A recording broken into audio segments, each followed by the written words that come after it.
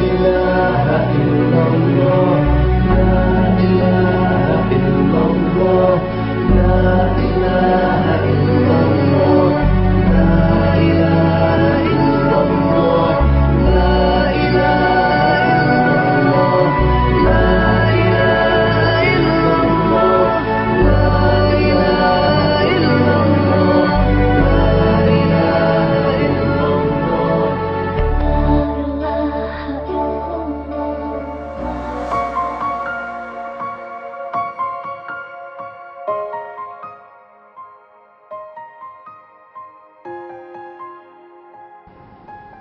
Memang panitia tidak boleh menjual bagian tubuh dari hewan kurban.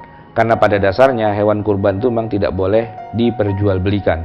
Silahkan dimakan, tetapi tidak boleh diperjualbelikan. Hanya saja para ulama memberikan pengecualian bahwa dari 3 kelompok yang menerima hewan kurban, yaitu orang yang berkurban itu sendiri, atau orang yang tidak berkurban tapi hanya dihadiahkan, termasuk panitia, ada satu yang memang dibolehkan untuk menjualnya, yaitu para fuqara wal masakin, orang fakir dan orang miskin. Ini adalah pengecualian. Oleh karena itulah, kalau untuk mencari solusi, maka kepala, kulit, kaki, jeroan, dan yang lain-lainnya, biar dia tidak mubazir dalam versi orang Indonesia, maka semua itu kita serahkan. Panitia menyerahkannya kepada fuqara wal masakin. Nah, kalau sudah dimiliki oleh fuqara wal masakin, mereka ini termasuk orang yang boleh menjualnya. Nanti kalau panitia dihubungi oleh pihak-pihak tertentu yang ingin membeli semua bagian tubuh tadi itu, panitia bilang, kami tidak punya hak untuk menjual karena bukan milik kami. Sudah kami serahkan kepada fakir miskin. Silahkan hubungi langsung fakir miskinnya. Secara teknis mungkin fakir miskinnya jumlahnya banyak, tidak cuma 1 atau 2. Panitia boleh memilih 1 orang sebagai koordinator di antara orang miskin. Katakanlah orang miskinnya ada 100 orang, 200 orang, angkat 1 koordinator. Nah, koordinator ini kemudian duduk bersama panitia.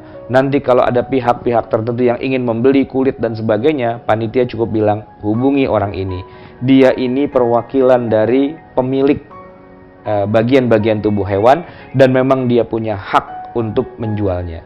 Maka jual beli itu terjadi antara bukan panitia, tetapi antara orang fakir miskin itu dengan pihak yang mau membelinya.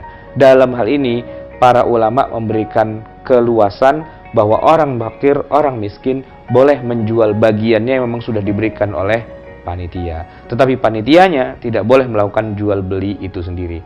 Lalu hasilnya untuk siapa kalau sudah dijual? Karena itu milik orang miskin, maka uangnya milik orang miskin. Jadi panitia tidak boleh menjual kulit dan sebagainya lalu dia jadikan karpet masjid atau kipas angin atau peralatan masjid dan sebagainya. Tidak. Alokasinya untuk fakir miskin, maka fakir miskin yang menjual kalau ada uangnya ya untuk mereka fakir miskin, dan ini dibenarkan secara syariah.